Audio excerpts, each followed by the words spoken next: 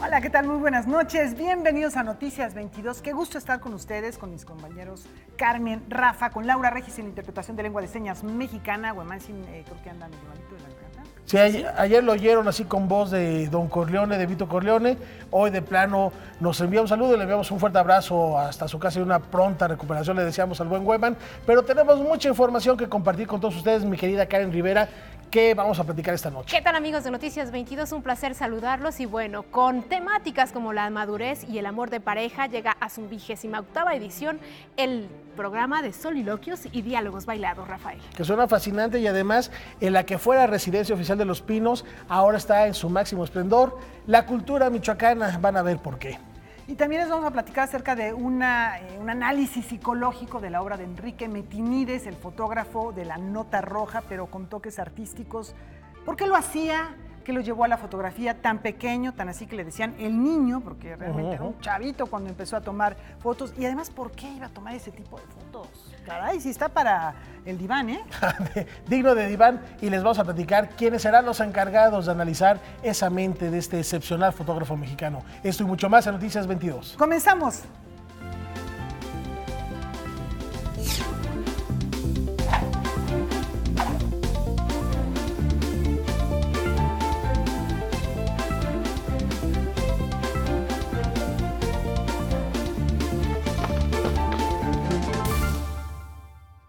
Bueno, vamos a comenzar con arte, y mucho arte de muy diversas partes del mundo. Del 6 al 10 de febrero regresa a la capital del país. Uno de los encuentros de creación contemporánea más importantes de América Latina es Sonamaco.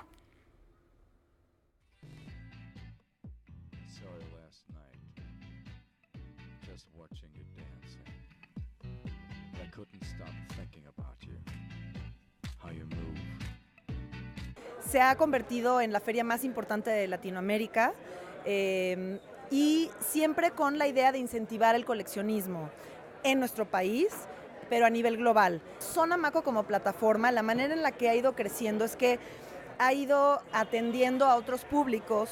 No solamente me refiero a un público en general, que por supuesto que disfruto de la feria en estos días, y de todo lo que sucede en la ciudad, sino públicos dentro del mismo circuito del arte especializados que a lo mejor no son coleccionistas. Del 6 al 10 de febrero llega la 16ª edición de Sonamaco Arte Contemporáneo y la 9ª de Sonamaco Diseño.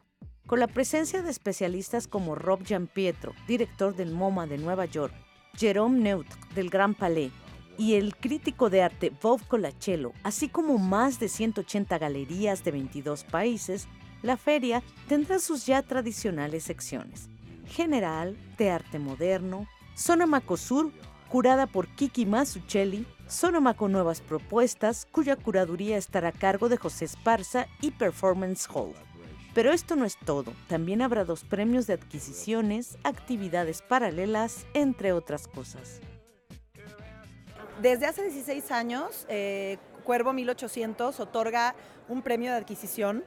Esto fue negociado desde el inicio por la directora fundadora, que es Célica, directamente con Cuervo.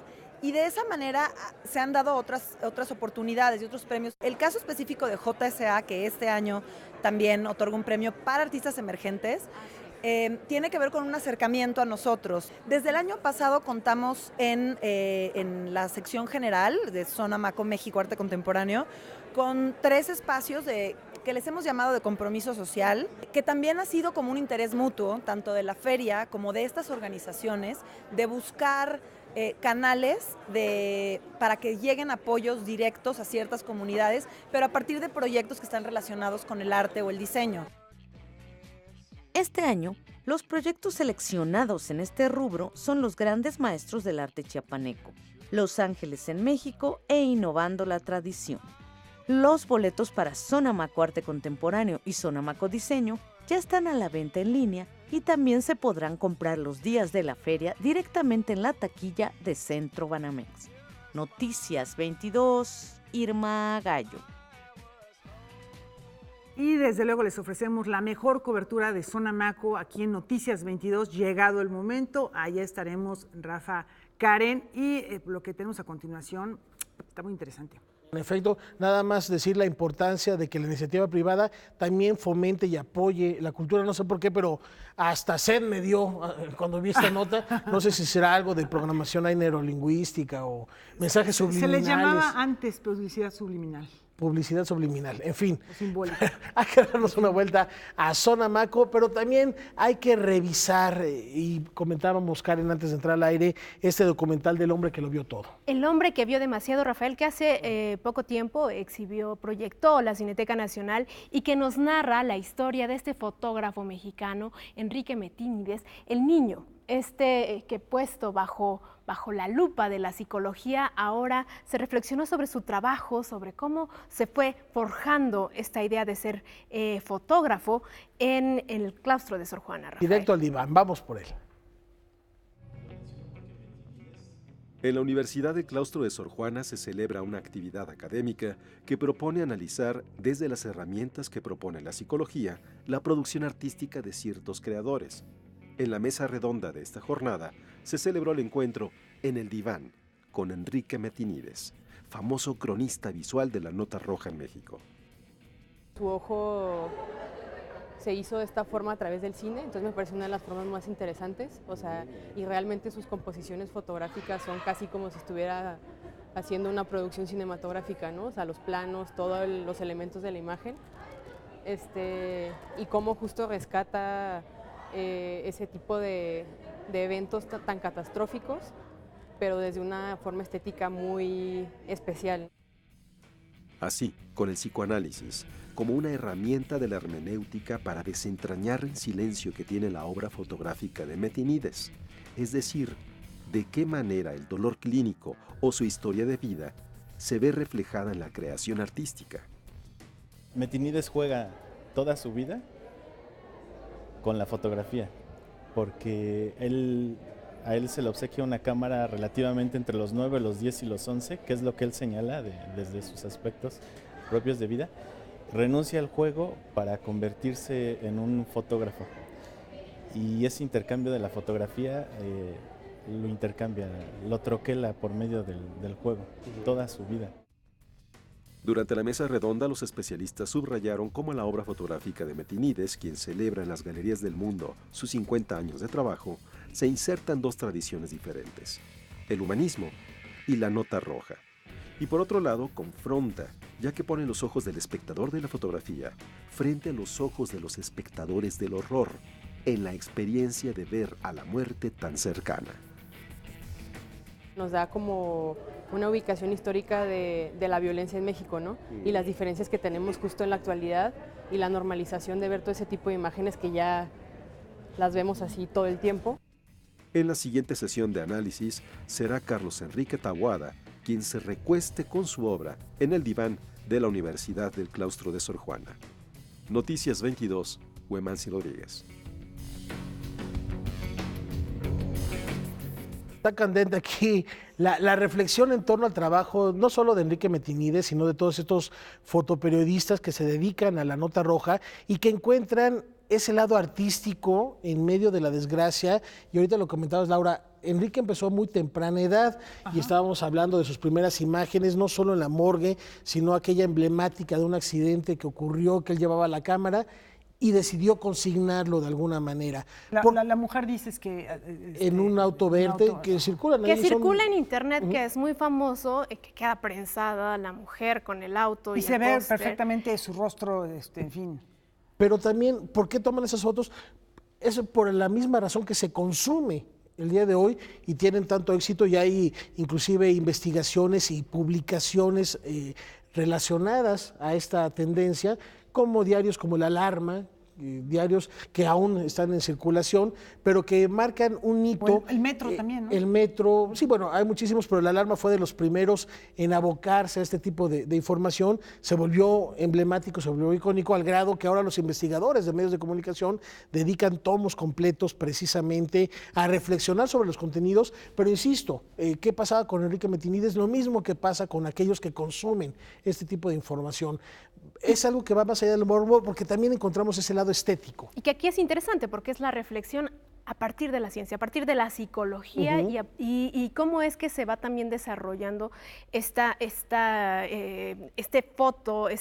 ojo tan crítico al mismo tiempo de Metinides, ¿no? Por ejemplo, él en este documental de El hombre que vio demasiado narraba cómo era que tomaba o fotografiaba los incendios, ¿no? Mientras la gente ardía abajo. Es muy interesante el proceso y qué bueno que se aborde desde la psicología y la relación que tiene la psicología con el arte. Y el WordPress Photo también, ¿cuántas imágenes hemos podido apreciar en este tipo de eventos, de certámenes? Porque el WordPress Photo es un concurso donde el fotoperiodista, el reportero, decide tomar la imagen, inclusive anteponiendo su propia vida o anteponiendo el trabajo. La vida del fotografiado también. A su trabajo, la vida de poder salvar la vida. Yo creo que aquí hay otro tema muy interesante, además del tema de la psicología, que es el tema de la ética. Como periodista, ¿qué haces ante una situación de estas? ¿Intervienes? Porque como ser humano también hay un deber hacia los demás. O te alejas y eres un testigo. Yo creo que las dos posturas son interesantes, las dos posturas son válidas. Y en el caso de la fotografía de nota roja, bueno, hay algo controvertido que es incluso un asunto legal, no solamente la corrección política que actualmente rige en la sociedad o que, bueno, está inserta en la sociedad, sino temas como el derecho a la propia imagen, ¿no?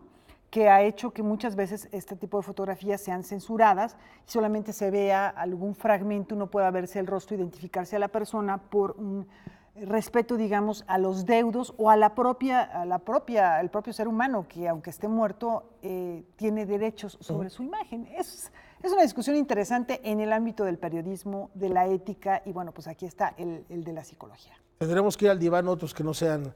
Yo creo que sí, a nosotros también, después de ver esas imágenes, yo creo que a uno le corresponde hacer lo propio. Ahí está. Tenemos más información que también tiene que ver con artes visuales, Laura. Bueno, sí, fíjense que en la Galería José María Velasco se inaugura la primera exposición del año, que es una revisión al trabajo escultórico de 2 integrantes del Salón de la Plástica Mexicana. El barro, la piedra y el bronce son los materiales que delinean más de 30 esculturas exhibidas en la Galería José María Velasco. Se trata de la exposición Mater Materia, que presenta una revisión del trabajo de los artistas mexicanos Abel Ramírez y Froilán Ruiz, quienes muestran facetas poco conocidas de su creación. En esta ocasión tengo aquí 3 piezas en barro, que es una trilogía hablando de mi persona, Froilán Ruiz, mi padre, que le llamaban el húngaro, y mi abuelo, Casimiro. Son 3 desnudos masculinos que ven al fondo y bueno, trabajar el barro para mí es una verdadera delicia. Tengo una aproximación de unas 8 o 10 piezas en cerámica, en terracota y las demás talla en piedra. Froilán Ruiz se considera un pintor antes que un escultor. Egresado de la Escuela Nacional de Artes Plásticas, imprime en su obra elementos mitológicos, religiosos, inspirados en paisajes y en la figura humana. Por su parte, Abel Ramírez es egresado de la Escuela Nacional de Pintura, Escultura y Grabado La Esmeralda y utiliza a la madera, el bronce y el hielo como materia principal en la elaboración de sus esculturas, que toman como referencia a la historia precolombina y el nacionalismo mexicano. Trabajar 3 materias diferentes, el bronce, el barro y la piedra, pues es lo que hace el encanto de esta exposición. Las piezas de los integrantes del Salón de la Plástica Mexicana permanecerán en exhibición hasta el 10 de marzo. Noticias 22, Karen Rivera.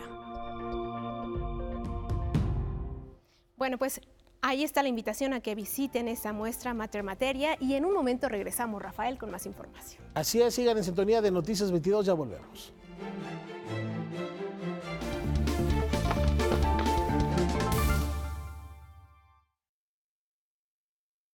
Rafa, les anunciamos al inicio del programa un proyecto muy interesante que impulsa el gobierno michoacano y bueno, sabemos que Morelia, la capital de ese estado, es de una riqueza cultural por donde uno lo busque, desde la gastronomía, la arquitectura, la historia, el paisaje.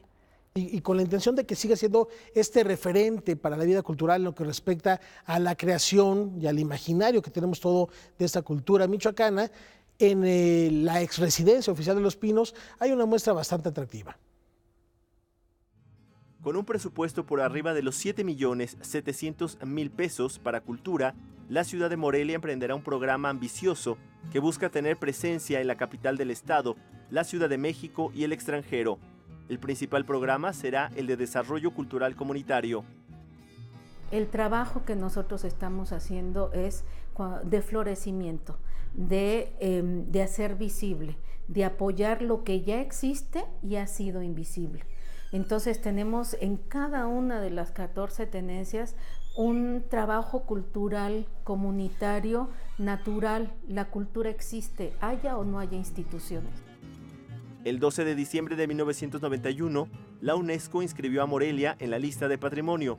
Sin embargo, su riqueza cultural no se concentra en el centro histórico. En sus 14 tenencias y 293 colonias existen manifestaciones con las que se trabajará para que sean reconocidas a nivel internacional.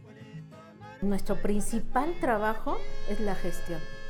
Nuestro principal trabajo es las alianzas, la colaboración, el poder establecer vínculos.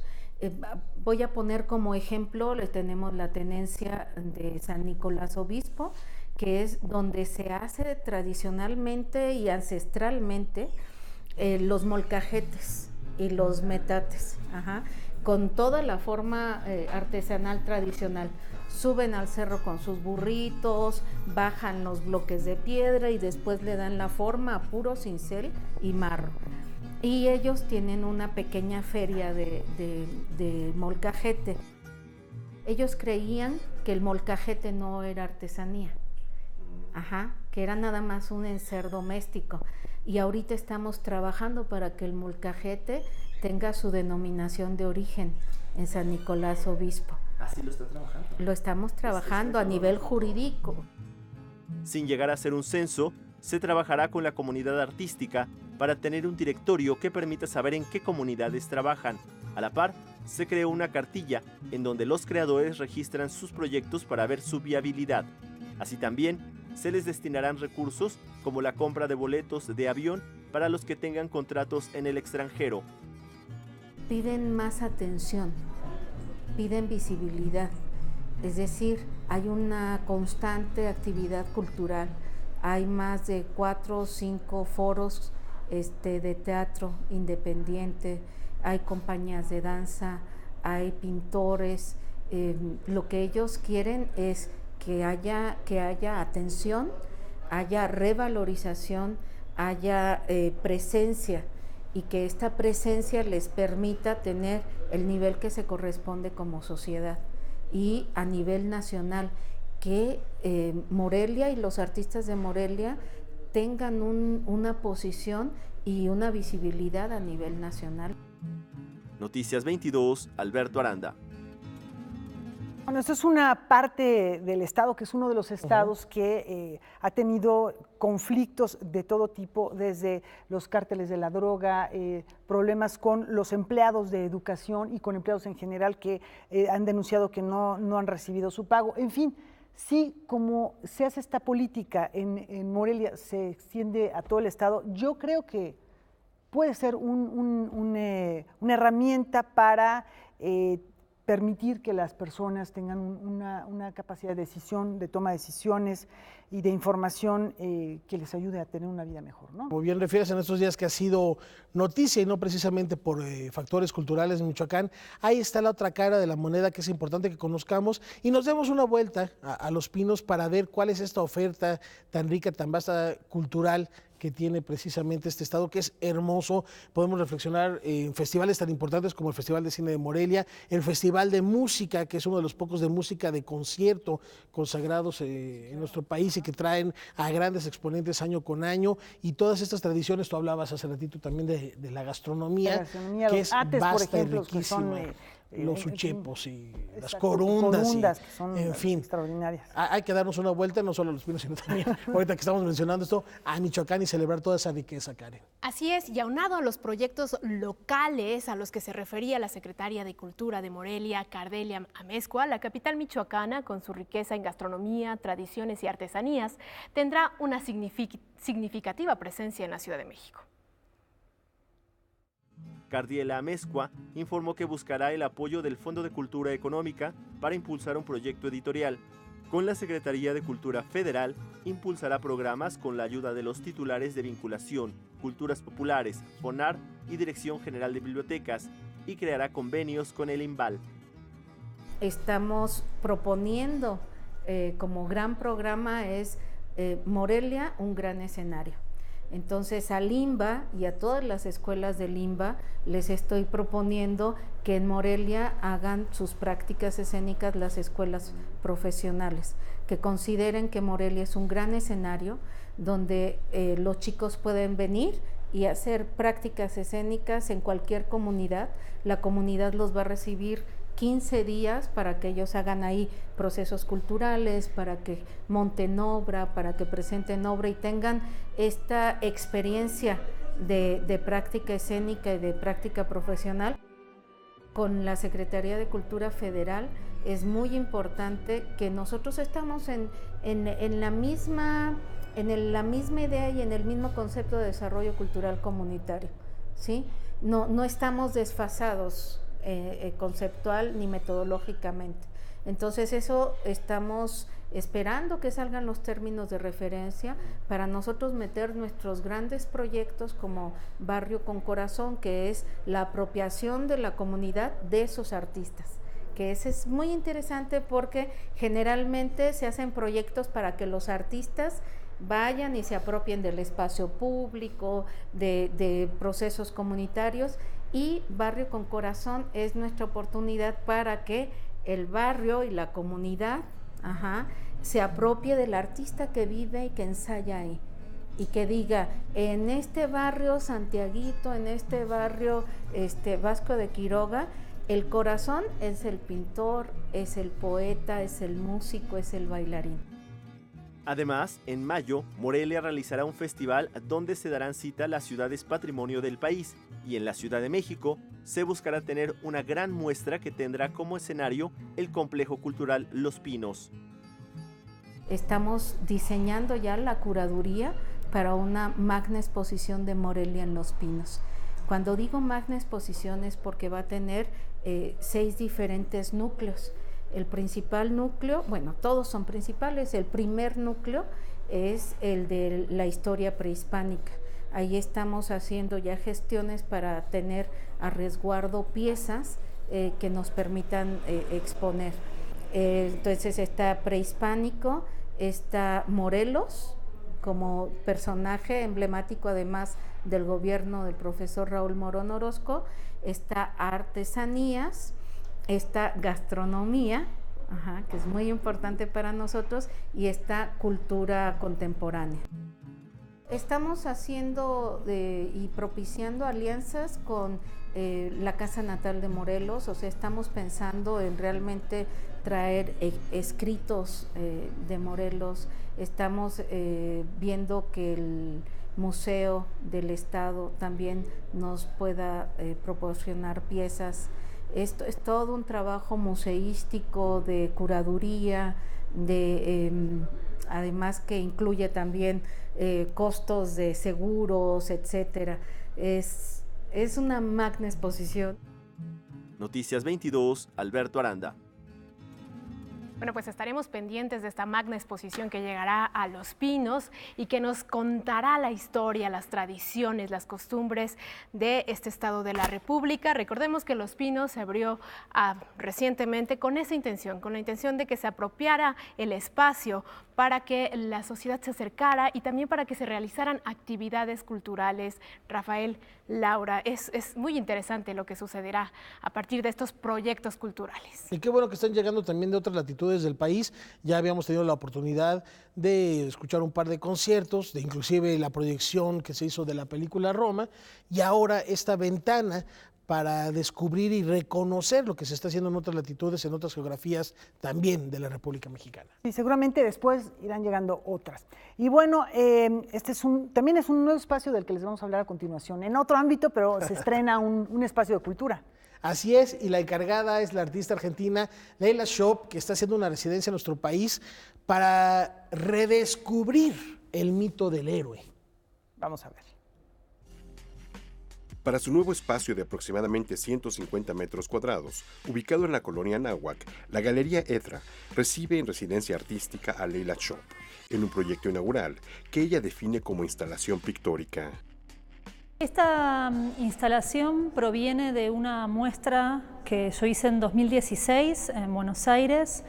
Se llama El Camino del Héroe y consta de una pieza mural de pinturas sobre tela y de una escultura blanda hecha de lona vinílica. La idea es generar un recorrido pictórico, un ambiente pictórico en el cual el espectador pueda ingresar y transitar. El Camino del Héroe toma su nombre de una estructura narrativa ancestral, común en varias culturas. Shop lleva esta idea a la plástica, jugando con líneas y dimensiones, en las que los diferentes planos de espacio se sobreponen. El plano bidimensional de las pinturas, el plano espacial de los muros físicos y, a su vez, de estos intervenidos por murales. Uno es la arquitectura, que me ofrece, qué espacio, qué espacialidad me ofrece la arquitectura en la que voy a intervenir. Y eso me lleva inmediatamente a pensar en qué recorrido va a hacer el espectador, ¿no? ¿Qué va a sentir con su cuerpo? ¿Va a estar cerca? ¿Va a estar lejos? Yo no los puedo pensar sin un cuerpo, ¿no? Para mí el espectador trae eso, trae un cuerpo a través del que siente algunas cosas. En la instalación pictórica, la creadora interviene el espacio con los murales, con lienzos creados hace unos años y con otros interpretados, y aún más, otros elaborados específicamente para esta muestra. Muchas veces las pinturas para mí son módulos que, si yo las ordeno de una manera diferente, generan un nuevo sintagma, ¿no? Como una nueva oración. Eso a mí me interesa hacerlo particularmente, entonces siempre me gusta revisitar mi propia genealogía de obra y ver qué nuevas combinaciones puedo generar. La instalación de Leila Shop permanecerá hasta el 29 de marzo en las instalaciones de la nueva Galería Etra. Noticias 22, Víctor Gaspar. Bueno, la arquitectura y las figuras geométricas que nos permiten observar estas piezas bidimensionales. Y con esta nota nos vamos a una breve pausa y regresamos con más información de lo que ocurre alrededor del mundo.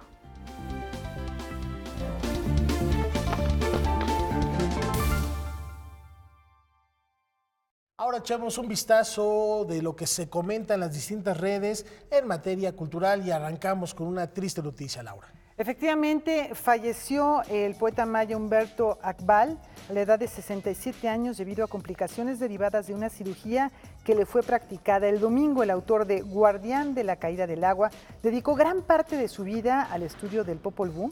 Sus versos han sido traducidos al francés, inglés, estonio, escocés, árabe e italiano.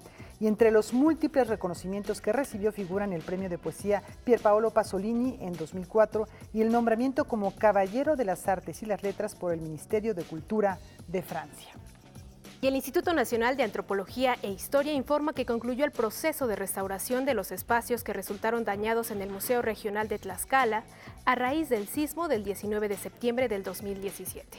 El recinto, con sede en el exconvento franciscano de Nuestra Señora de la Asunción, fue intervenido en sus salas de arqueología, de usos múltiples y de exposiciones temporales. Además, están por concluir los trabajos en la torre campanario y las capillas pozas, que también forman parte del conjunto conventual. Y ahora nos vamos a recorrer la última frontera porque la NASA compartió la selfie que el robot explorador Curiosity se tomó en el sitio marciano donde realizó la perforación número 19 en busca de muestras minerales. Curiosity se dirige en estos momentos hacia una región de arcilla del monte Sharp para continuar la búsqueda de datos sobre los antiguos lagos del planeta rojo. Rafa, y seguimos en el espacio exterior. Un equipo de investigadores del Observatorio Astronómico Nacional de Japón detectó un cuerpo rocoso de poco más de 1 kilómetro de ancho en el borde del sistema solar.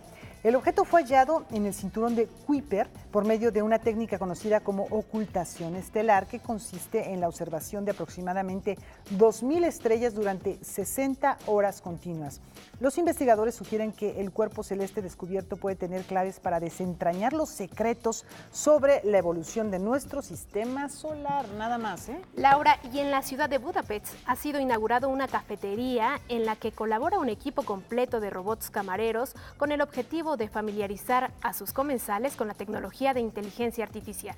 Además de entregar pedidos, los robots también pueden desempeñarse como recepcionistas capacitados para mantener una conversación y hasta bailar con los clientes. Contrario a lo que pudiera pensarse, la fuerza laboral de este café se ha duplicado con la presencia de otros robots, esto debido a la necesidad de contar con especialistas en robótica para mantener el buen funcionamiento de los meseros. Pues está muy interesante, ahí vemos a los robots. Hemos muchas veces hablado, cuando fue la revolución industrial, estaban aterrados los trabajadores, hubo muchos despidos precisamente porque las máquinas empezaron a reemplazar al ser humano, y ahora con estos robots allá en Hungría, bueno, la premisa se vuelve a poner sobre la mesa, a dónde llegaremos, pero si bailan con uno, a mí me rechazan muy a menudo, entonces iré a Hungría sí, a ver si puedo bailar con alguien, a ver si se te hace. Pero bueno, al final de cuentas también se generan trabajos por la creación de estos robots, porque habrá que darles mantenimiento, hacer modificaciones, ponerlos al día, instalarles nuevos programas, en fin. Hay otros trabajos paralelos que se desarrollan a partir de del trabajo industrial, a partir de esto que decías, la mecanización de la producción en serie. También otras especialidades se fueron desarrollando. Interesante también las dinámicas de comunicación que se pueden generar a partir de estas tecnologías, como por ejemplo, ya lo comentabas, bailar, platicar con ellos, que te escuchen. Hay incluso una película en la que tripulantes de una nave viajan a un planeta y de repente, no sé si la has visto, Rafael, una nave justo se rompe y la chica, la protagonista, el protagonista, con la única persona, o no persona, con el único que puede hablar es con un robot mesero. Está muy interesante, pero bueno, es muy importante también reflexionar al respecto de estas nuevas tecnologías. Vale, una charla con alguien que me entienda. Ay, sí. Que te escuche por lo menos. Que no me interrumpa, ya me voy. Nada más. Tenemos más información y esto pasa en el Museo Experimental El Eco. Sí, alberga el trabajo de 2 artistas interesados en la transformación del entorno natural. El Museo Experimental El Eco inicia su temporada de exposiciones con un proyecto inédito del fotógrafo mexicano Pablo López Luz. Un total de 51 imágenes se exhiben bajo el nombre Piedra Volcánica, en las que el artista describe las transformaciones que la urbanización provocó en el altiplano conocido como el Pedregal. Es un ensayo visual que utiliza como punto de referencia el reconocimiento y el levantamiento de imágenes a partir de señalar como un común denominador dentro de la Ciudad de México a este material denominado piedra volcánica. A partir de este registro fotográfico, que está hecho en 35 milímetros, blanco y negro, digamos, de forma clásica, López Luz hace un montaje dentro de la arquitectura emocional de Matías Geritz que cumple con hacer conexiones desde diferentes espacios reconocidos como la arquitectura moderna del país con otros momentos de la ciudad y su fundación. Al margen de eso, esta muestra tiene por objetivo también hacer notar la crisis del modernismo y el desarrollismo de la ciudad. Nosotros podemos ver en medio de estas imágenes la tensión entre naturaleza y desarrollo arquitectónico y cómo esa tensión puede dar cuenta que desde hace más de 50 años no ha podido regularse, digamos, cierta actividad de la conquista del territorio dentro de los límites de la ciudad. De manera paralela a esta muestra, que se presenta en la sala principal del recinto, se exhibe Decir Densidad Mineral de la artista Beatriz Zamora en la Sala Mon, una reflexión pictórica del medio ambiente y su relación con el cosmos. Esta muestra reúne 9 obras de Beatriz Zamora, 9 obras de gran formato, que varían en fechas, en realidad es un rango bastante amplio, las primeras de finales de los años 70 y las últimas, mucho más recientes, un par de los 90 y otras de 2016 y 17. Desde 1978, ella pinta únicamente obras a las que titula El Negro, o realiza obras a las que titula El Negro. Todas tienen el mismo título, y a la fecha hay más de 3.500. Usa distintos minerales, en particular en muchas de estas obras usa un material que se llama carburo de silicio, que tiene distintos reflejos, pero también usa en momentos grafitos, ónix, negro de humo, que es una cosa hecha de petróleo, en realidad como el negro más negro. Entonces no es una pintura en ese sentido, son planteamientos pictóricos. Y aquí en esta sala nos interesaba también establecer un diálogo con la arquitectura emocional de Matías Geritz. Ambas exposiciones podrán visitarse hasta el 24 de marzo. Noticias 22, Karen Rivera.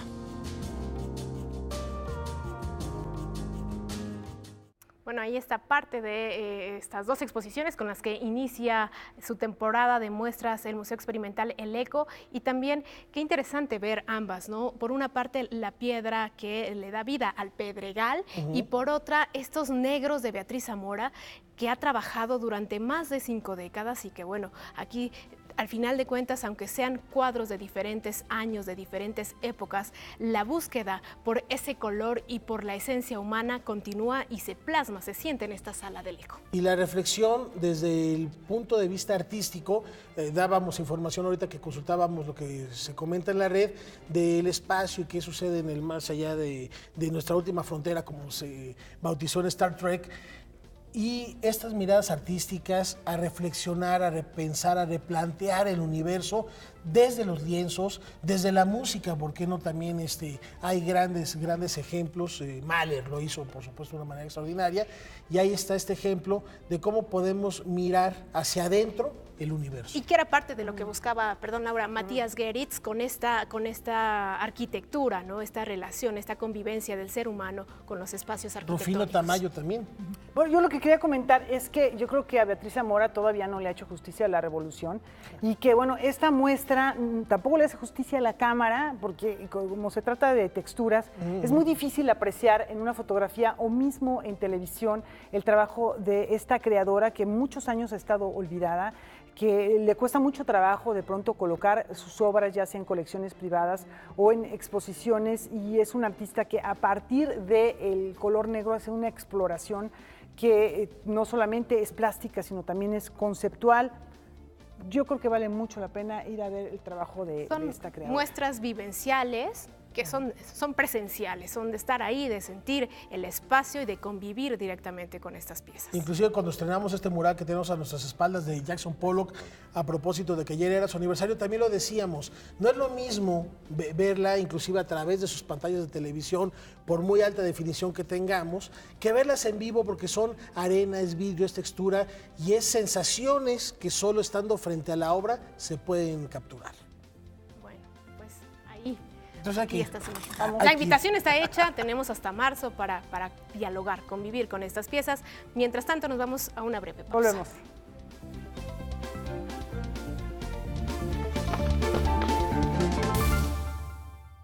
Y ahora tenemos danza. Así es, ya lo comentábamos, Rafael, Laura, al inicio de este programa, que con temáticas como el amor, la madurez, inicia su temporada Soliloquios y Diálogos Bailados, que llega a su 28ª edición en el Centro Cultural Los Talleres, Rafael. 20 años de historia, vamos a ver cómo lo celebran.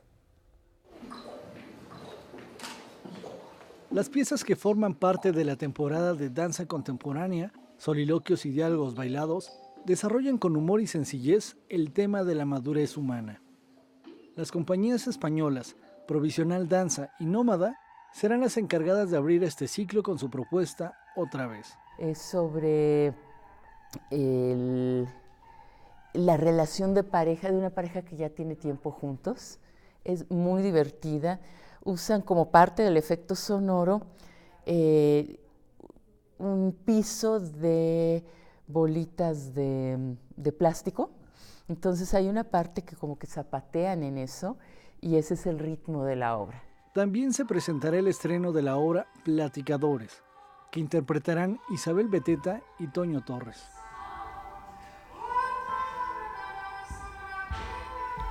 Y es una obra para bailarines maduros escénicamente, pero maduros de edad también.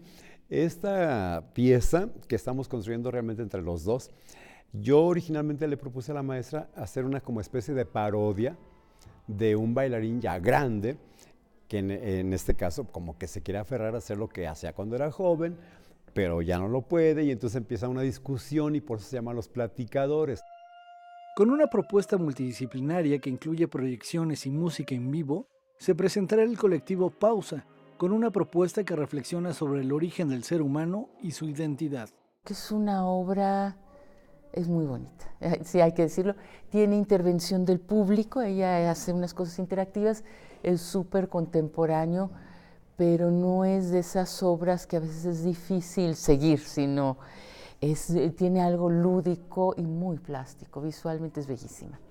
Para cerrar la temporada, la compañía Foramen Danza interpretará un fragmento de la puesta en escena Gesto Animal de Marcos Ariel Rossi, y la compañía Otras Ocurrencias ofrecerá La Belleza de lo Imperfecto, creada e interpretada por Rosario Armenta.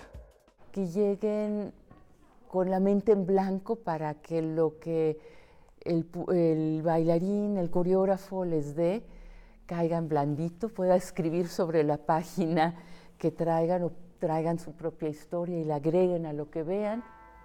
Noticias 22, Óscar Cortés. 28 años ya le andaba yo restando edad a este importante encuentro de soliloquios y diálogos bailados, que de verdad se ha vuelto un referente de la danza en nuestro país a nivel internacional, porque recordemos, como ya podemos apreciar, que vienen exponentes de distintas partes del mundo. Se invita a compañías y a coreógrafos con temas muy diversos. Hemos visto ahí danza buto, por ejemplo, danza con la utilización de nuevas tecnologías o transmedia, en fin, cada ocasión tenemos la oportunidad de disfrutar de grupos de otras partes del mundo, y eso es interesante, el trabajo de Isabel Beteta con su misma compañía Nemian. Yo creo que son de las compañías que han hecho más aportaciones a la danza contemporánea de nuestro país. Un encuentro multidisciplinario, Rafael, que también nos presenta estas propuestas para reflexionar sobre la propia identidad humana. ¿Y ahora qué les parece si nos vamos al sur de la Ciudad de México por unos churros, un chocolate y a visitar uno de los museos más emblemáticos que no le pide nada al de Guanajuato, y su colección es muy similar? Efectivamente, se trata del Museo del Carmen, que va a presentar esta muestra que tiene una colección muy amplia de momias. Vamos a ver.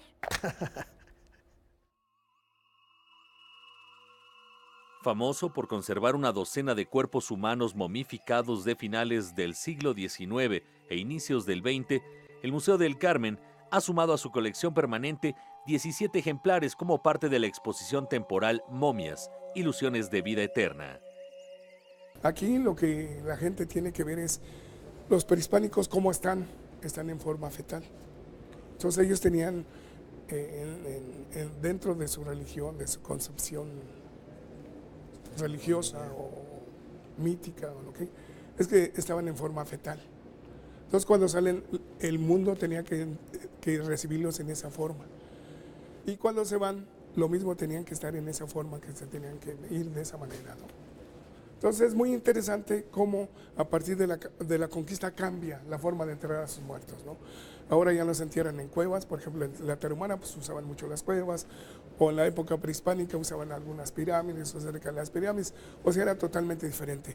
Cuando llega la conquista cambia totalmente esto. Ahora se entierran en las iglesias, en las ermitas, en los atrios, tienen una forma de enterrar, están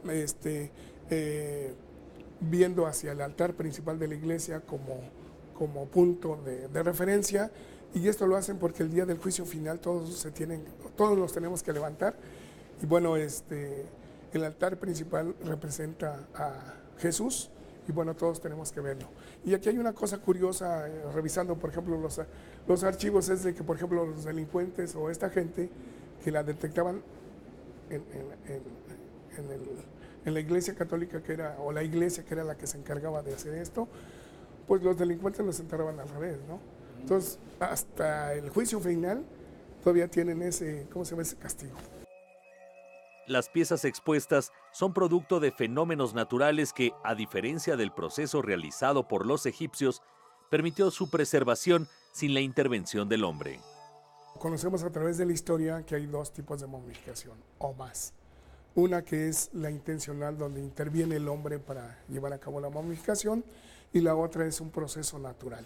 Las que tenemos aquí todas son por un proceso natural. Hay varios factores, ¿no?, que se han comentado. Uno que puede ser el tipo de terreno donde se sepultaron, otro es el medio ambiente donde están, otra es los componentes químicos de la tierra, y bueno, otro es por deshidratación, ¿sí?, que el cuerpo se deshidrata, y bueno, cuando se deshidrata no hay ningún virus o una bacteria que sobreviva, ¿no? Y bueno, se para la descomposición del cuerpo y entra el proceso de momificación.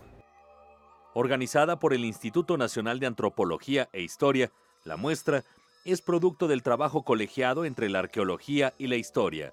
A través de piezas de las épocas prehispánica y virreinal, se abordan los distintos significados que en México se ha dado a la muerte y a la preservación de los cuerpos. Todo lo que está aquí, pues, forma parte del patrimonio cultural de México, son muy importantes, y bueno, todo esto es para... Hay otras piezas que le quitan así como el matiz también, ¿no?, a la exposición, para que no se vea así tan de muerte. Con información y texto de Salvador Perches Galván, Óscar Helguera, Noticias 22. Bueno, pues ahí está. Bueno. Mejor los churros, ¿no? Mejor nos desviamos tantito a verlos, No, que al final disfrutarlos. hay procesos muy interesantes, como el de los egipcios, por ejemplo, ¿no?, que extraían los órganos de los cuerpos, los vaciaban, les ponían sal y esperaban hasta 40 días para observar este proceso de momificación, Rafael. Y son procesos distintos, como bien refieres. Estos son fenómenos naturales, como ya escuchábamos al curador de la exposición, que de acuerdo a las condiciones de la tierra, igual que las que podemos apreciar en el Museo de Guanajuato, se fueron conservando de esta manera los cuerpos. En el caso de los egipcios es distinto, porque en efecto era un proceso donde pasaban por esta embalsamamiento los cuerpos y se conservaban de manera muy distinta a como se conservan estos natural, que podemos apreciar en el Museo del Carmen allá en San Ángel. En información más amable, Rafael. No, bueno, esto no deja de ser amable, es interesante y es un trabajo de antropología que hace el INAH, pero ahora nos vamos a la cuestión documental, porque la Filmoteca de la UNAM estrena en México una versión remasterizada de una propuesta bastante atractiva. Se trata del documental Un lugar llamado Chiapas, cuya historia se remonta 25 años atrás en lo que Carlos Fuentes llamó la primera revolución posmoderna del mundo.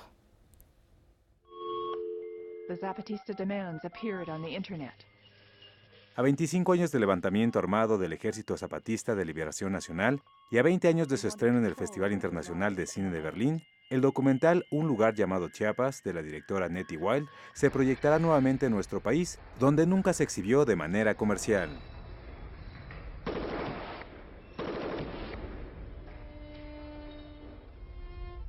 It's all about bringing this film home to Mexico. So it means a huge amount for me. Mexico gave me a very big gift when I was allowed to come and learn from Mexico and make Un lugar llamado Chiapas. And so now it's time to bring it home. It means for a filmmaker, after 23 years, to have something live in Mexico means the world. Ni lo miramos su cara así como estamos nosotros ahorita, nos estamos viendo claro nuestra cara. Él está tapado, pues no lo miramos bien. La directora Nettie Wild, a través de su casa productora Wild Productions, con el apoyo de la Embajada de Canadá y la colaboración de la Universidad Nacional Autónoma de México, donó todo el material que filmó entre 1996 y 1997 sobre el EZLN, unas 60 horas de video que desde ahora forman parte del acervo de la Filmoteca de la UNAM. La donación que hizo Nettie y que muy gentilmente nos trajeron los materiales de la Embajada de Canadá a la Filmoteca de la UNAM, incluye también los derechos comerciales de la película para el mercado mexicano. En 2 décadas el movimiento zapatista se ha transformado. Sus intervenciones en la vida política y social del país han sido constantes. Todos estos cambios los ha vivido a la distancia Nettie Wild, quien no descarta la posibilidad de un día regresar a filmar. As close as thousands of miles of separation can allow, which includes the United States. But of course, I follow what's happening because Chiapas taught me a lot about history, so I am engaged, yeah? And we are part of the same story in my country. We're dealing with exactly the same issues with Indigenous rights and resource extraction. It's all the same story, so there's a lot of parallels. Yeah. I'm no expert, but I am a real student of Mexican history.